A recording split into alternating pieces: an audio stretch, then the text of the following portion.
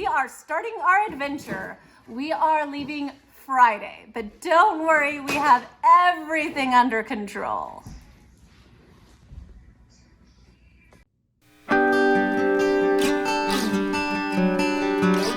We're the McKays, a family with 5 boys and 1 niece, looking for adventure. Join us as we trade the rolling prairies of small-town Canada for the rolling seas to achieve our goal of visiting 100 islands by boat. For anyone who ever wondered whether or not we would actually follow through with our lack of a plan, well, we are. We are leaving Canada Friday, and we're not prepared. However, we're doing it. Dustin has this saying that he's had ever since I've known him, which is, if you want to go over the fence, you got to throw your shoes over the fence. And I guess the point of this is that if you throw your shoes over, you have to go over the fence so that you can get your shoes back. And I've always countered with, well, wouldn't it be easier to go over the fence with your shoes on? But anyway, we have thrown our shoes over the fence. We are moving. Okay, we still don't have plans. So what we're going to do though, we have some plans, just not like what anybody else would consider plans. So we are leaving Canada Friday, that is for sure. And then we are going down to Texas. Why Texas, you may ask?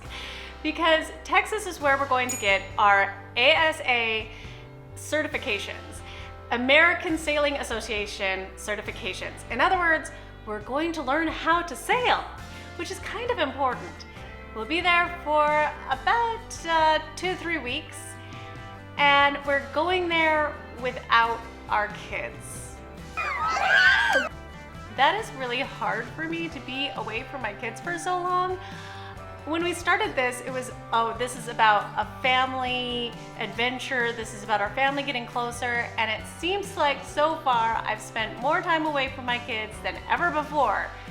So I have been saying on this channel, oh, what should we do? Should we go to 100 islands as a family, or should we just count the islands that we've been to on this channel?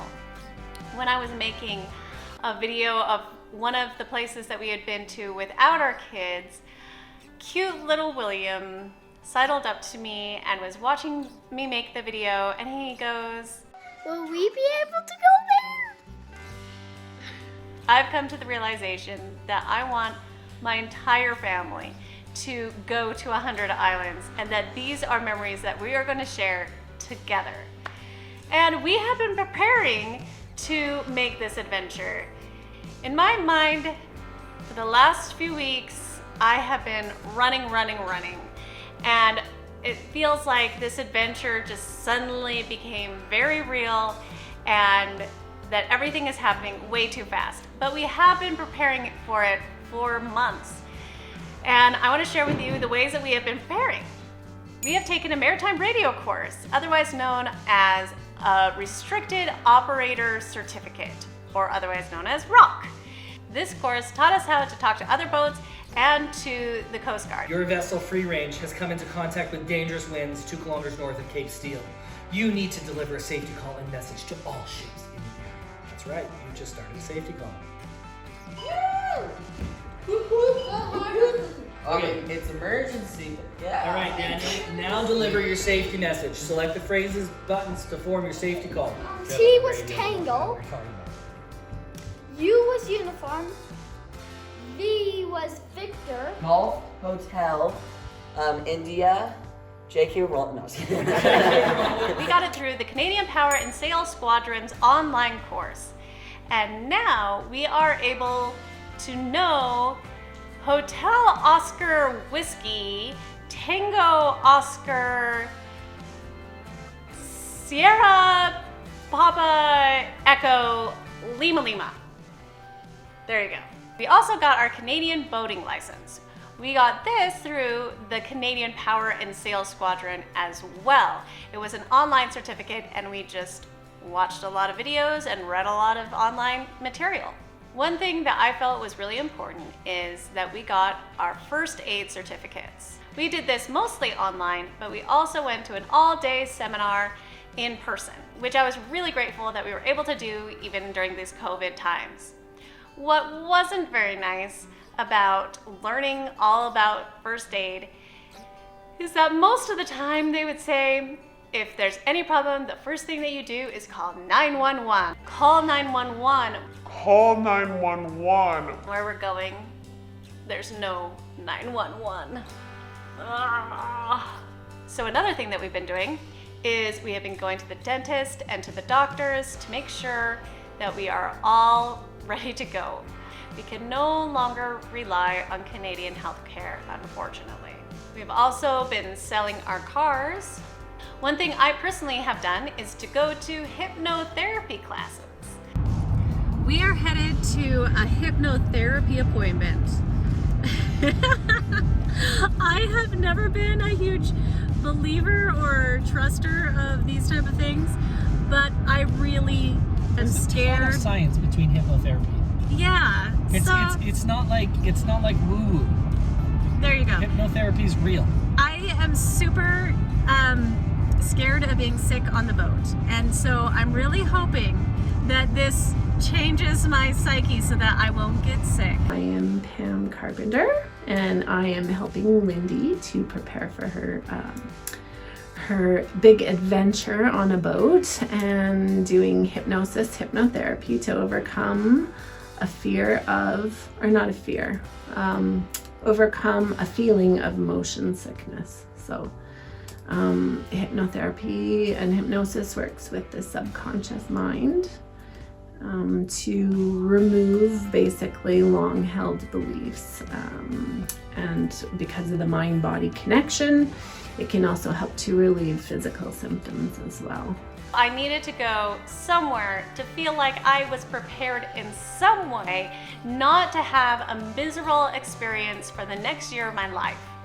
Another thing that we needed to do is to make sure that we have all of our documentation up to date. And another thing that we've done to get ready is, because I want to make this YouTube channel a thing that unifies us with our friends and family left behind and to share our adventure, I want to take it semi-seriously.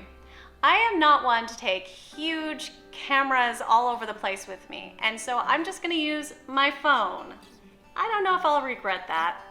But anyway, I bought other things to go along with my phone because I didn't like how some of my footage had turned out when I've made other videos recently. One thing I'm really excited about is a zoom lens. This connects directly to my camera. So now I won't have horrible video of that rather nice, clear footage of beautiful things around us. I'm hoping. I also have a gimbal, but I've already had this, but maybe I'll actually use it more. And I also have a microphone. We also have some GoPros. We chose the GoPro 9s because the 10s seem to overheat a lot, so we decided to go with 9s.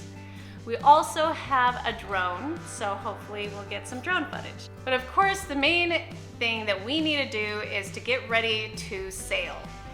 The truth is, our dream boat would be a boat that is actually a power solar catamaran, not a sailboat.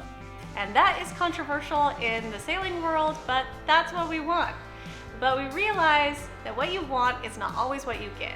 And to be versed in sailing is always a good idea. So we need to learn the official certification logbook from the American Sailing Association. Has a lot of laws in here and skills and maneuverings. Woohoo. We will be taking course 101 from the American Sailing Association and need to read this book. We will be taking course 103 and need to read this book, Coastal Cruising Made Easy. We need to read Bareboat Cruising Made Easy for 104. I don't know what happened to course 102, but it's just not available and doesn't seem to exist. I don't know why. And we are also taking course 114, which is Cruising Catamarans Made Easy.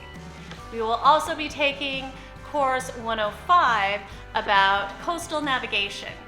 That is a lot to learn, and it has been really hard to sit down and read and study because we are so busy with one of the biggest things on our list that we've been doing to prepare, and that is getting our house ready to move. Like fixing our molding around our windows. I bought this trim and it's not wide enough to actually cover the trim that used to be there. So now I have to retrim. Look at all these old paint buckets I have to go through and figure out which one goes to which room. It's not labeled. If you sell a house, label your paint, please. I don't know what I'm doing. This doesn't work. Anyone who's ever moved knows that there's always a million things that you need to do, not just packing. But packing this week has been our first priority, and it has taken a lot out of us. This is where we keep all of our clothes for our boys because we have discovered that it's a lot easier if they just have all of their clothes up by, like, right here's the laundry room, and so it just makes it a lot easier. And we are done with one, but we have all the rest to do.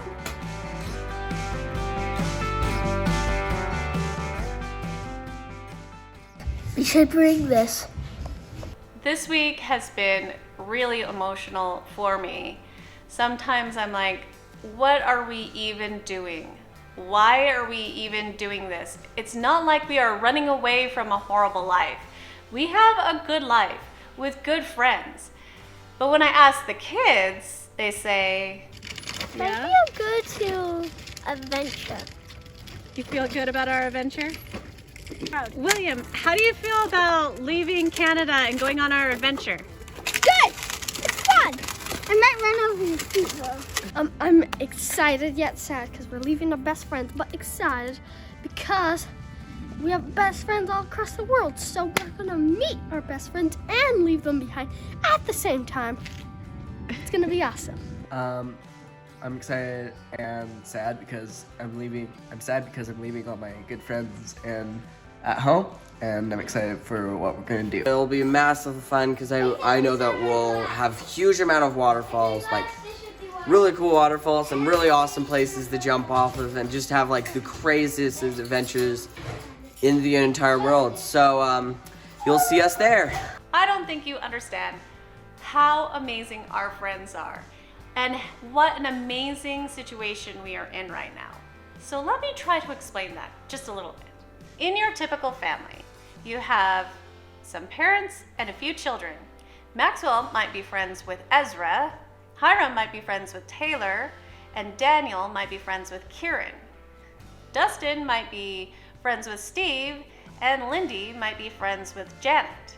But you have to understand that Ezra has a family, Taylor has a family, Kieran has a family, Steve has a family, and Janet has a family. And in our community, each of these families are friends with each other. This is what is called an attachment village. According to Gordon Neufeld, who is a leading child development authority in Canada, if not the world, has said that an attachment village is the best way that you could raise children. In his book, he says, every parent needs a supporting cast, and the less one exists naturally, the more it needs to be cultivated by design. We all need someone to substitute for us from time to time, and most of us need to share our parenting responsibility with others. Selecting these substitutes carefully and fostering our children's attachment to these adults should be our priority. It isn't enough that a nanny or a babysitter is available, is trustworthy, and has passed the required courses. What makes it all work is for the children to accept the parental substitute as a working compass point and to feel at home with that person. We have that here. We have the best friends, and it's really hard to say goodbye to them.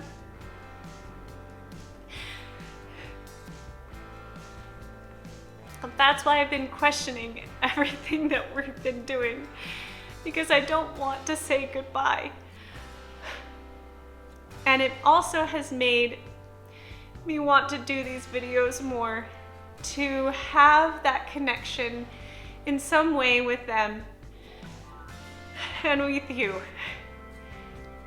We're doing this because we think it's the best thing for our family. And even though we're not running from a bad situation and trying to make a good situation, instead, we're going from an amazing situation into hopefully what is another amazing situation. We hope it is the best thing for our family.